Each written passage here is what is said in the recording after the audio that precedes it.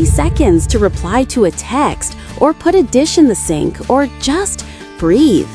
And you look at your toddler and you look at your phone and you know the easy answer is right there. A few taps and you've got your moment of peace. But the guilt that follows is heavy. So you try the right thing. You pull out the blocks, the puzzles, the dolls. You say, with all the cheerful energy you can muster, go play. And for a glorious 3 seconds, it works. Until you feel that familiar tug on your pants. They're back, holding a single block, looking up at you as if to say, okay, what now? If that scene feels painfully familiar, it's because I've lived it.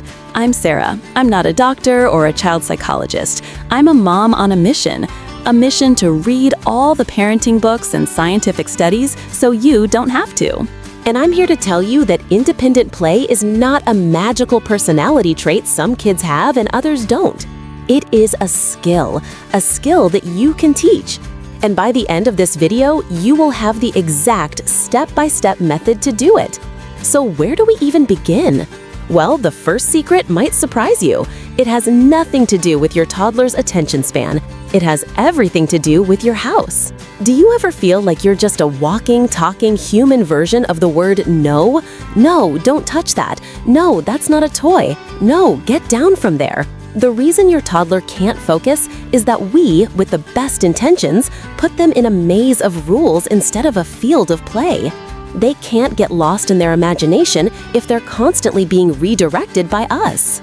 The problem isn't your child. The problem is the environment, and that is the first thing we are going to fix. We need to stop creating no zones and start building a yes space. A yes space is exactly what it sounds like. It's a designated area of your home that is 100% completely, unequivocally safe for your child. A place where they can touch, pull, and explore anything in it without you having to intervene. Your only job is to relax because you've already done the work of making it safe. Now, this doesn't mean you need to turn your entire house into a padded room. A yes space can look very different for different families. For some, it might be the dream setup, a beautiful corner of the living room with soft foam mats on the floor and low, open shelves with a few curated toys. Everything is secure to the wall, all the outlets are covered, it's their little kingdom. But for many of us, that's not realistic. So a yes space could simply be a good old-fashioned playpen. It's not a punishment, it's their special safe fort, a cozy spot with a few pillows and toys where they have total freedom. And for those of you who feel like you don't have an inch of extra space, here is my favorite hack, the kitchen drawer. While you're making dinner, one of the low, safe drawers in your kitchen can become a yes space. Fill it with things they can't break. A silicone whisk, some plastic measuring cups, a wooden spoon, maybe some colorful Tupperware. While you cook, they can sit on the floor and have a glorious time unorganizing and reorganizing their special drawer. Okay, so you've built an area where the word no is not required. Okay, so you've built your yes space. The next mistake we need to fix is toy overload. We think more options will lead to more play, but it's the opposite. A giant toy box overflowing with plastic is a toddler's brain on overdrive.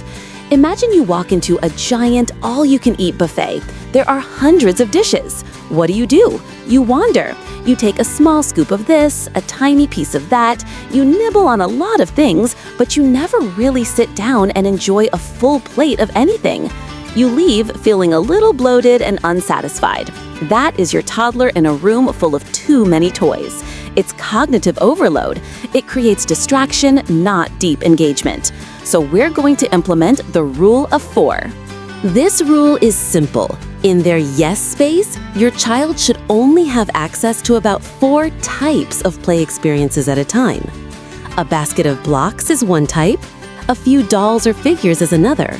A set of stacking rings is a third, and maybe a simple puzzle is the 4th. That's it. This isn't about deprivation, it's about curation. It's like serving a perfectly balanced 3-course meal instead of that chaotic buffet. It allows them to focus, to go deep with one idea, to get bored and then find a new way to use the same toy. This is where real, creative play happens. And the pro tip here is rotation. Every few days or once a week, swap out those 4 toys for 4 different ones from your closet. The novelty keeps things fresh and exciting. A toy they haven't seen in 2 weeks feels brand new. Speaking of toys, I'd love to know what's the one go-to toy your toddler can play with the longest. Share it in the comments below. You might give another parent an amazing new idea. Okay, your yes space is ready. Your 4 perfect toys are chosen. So what now? Well, this next part might sound a little counterintuitive. You are going to play with them. I know. You're thinking, Sarah, isn't the whole point of this for them to play by themselves? Yes, absolutely. But think of it this way. You can't expect someone to write a story if they don't know the first letter of the alphabet. You have to give your toddler a starting point. You have to model the fun. So you sit down with them in the yes space for just a couple of minutes. You don't direct them, you just play. You stack a few blocks and knock them over. You pretend to give a teddy bear a drink from a toy cup. You're not just playing, you are planting a seed. You're providing a story starter that their little brain can then grab onto and continue on their own. And now we've arrived at the most important, most critical step of this entire process. I call it the handoff. Once you've played for a minute or 2 and you see they are engaged with a toy, this is when you begin. Step 1 is the script.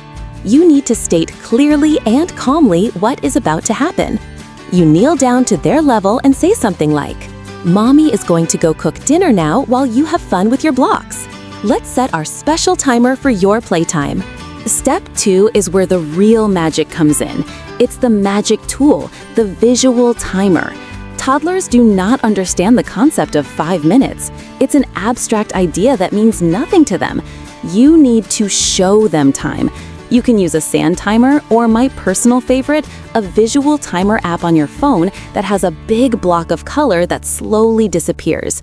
It's crucial because a toddler's brain is still developing object permanence. If they can't see something, it often feels like it doesn't exist. This is true for a ball hidden under the couch, and it's true for the concept of time. The visual timer makes time a physical thing. It's not a vague promise anymore. It's a process they can watch. For a younger toddler, say 18 months, your script for this is very simple. Look, red time for blocks. Mommy cooks. When red is all gone, we play together. It's simple, physical, and connects your return to a visual cue. For an older toddler, maybe 3 or 4, you can make it more empowering. Okay, big kid, you're in charge of your building project. I'm going to set your special project timer. When the timer beeps, your project time is finished for now, and you can show me everything you made. And now for step 3, and I need you to listen closely. You're going to set that timer for a ridiculously short amount of time. I'm talking 2 minutes, just 120 seconds. The goal of this first session is not to get 30 minutes of free time. The goal is a 100 successful session where they are happy and engaged, and the timer goes off before they have a chance to get upset or come find you. You are building a positive foundation. You are teaching their brain, this is a fun game, and mommy always comes back when the timer says so. Now I know what you might be thinking. 2 minutes? That's it?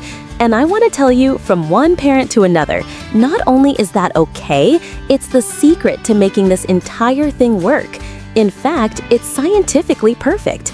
And I want to release you from the pressure of expecting more. There's a well-established formula in child development that a child's average attention span on a single, focused activity is roughly 2 to 3 minutes per year of their age. Let's do the math. If you have a 2-year-old, their expected focus on one toy is about 4 to 6 minutes. For a 3-year-old, it's 6 to 9 minutes. So let's put it all together.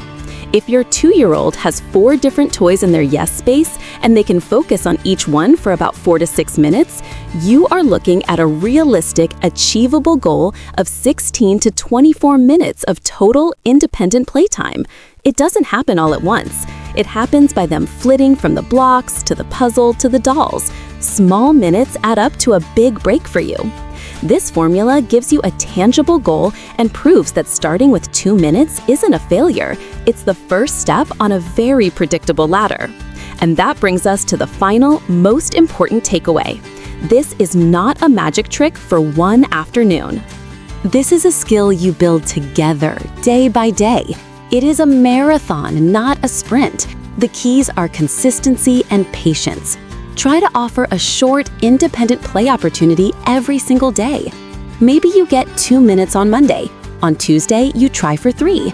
On Wednesday, they have a bad day and you're back to 2. That's okay. You are playing the long game. And the most crucial part, the moment that timer goes off, you stop what you are doing. You turn back to them with a smile and give them your full, undivided attention. You get on the floor and say, "The timer's done. You did it. Show me what you built." That immediate positive re-engagement is their reward. It's the reinforcement that makes them want to do it all over again tomorrow. If this step-by-step guide was helpful and you want to keep getting practical, research-backed parenting strategies delivered right to you, the single best way to support this mission is to hit that subscribe button. And I'd recommend saving this video so you can refer back to it as you work through the steps. In our next video, we're going to break down the surprising science of how to praise your child effectively. It matters more than you think. I can't wait to see you there.